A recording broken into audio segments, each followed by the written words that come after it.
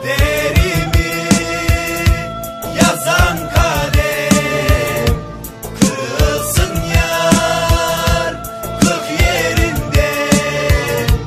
Nasıl yazmış, nasıl çizmiş gurbet gözlüm, şirin sözlüm. Ben hasretim güzel yüzlüm, sarı saçlım, boncuk gözlüm.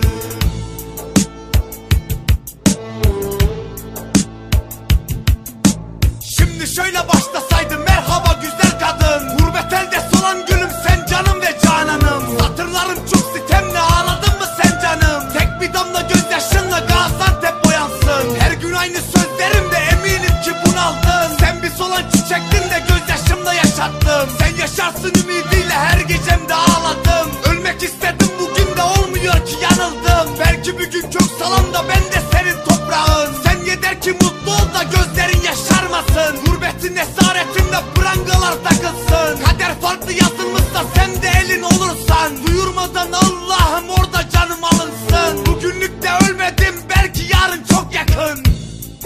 Kaderimi yazan kalem kırılsın kırk yerinden. Nasıl yazmış, nasıl çizmiş gurbet gözlüm, şirin sözlüm. Ben hasretin güzel yüzlüm, sarı saçlım, boncuk gözlüm. Tatlı belam, her şeyim, kadınım, hayatımın anlamı. Gel benim ol, gel benim ol. Asesi Tayla 2013 Gaziantep Rap Time. Anlamsız Duygular Records. Biz her zaman buradayız. Kaderim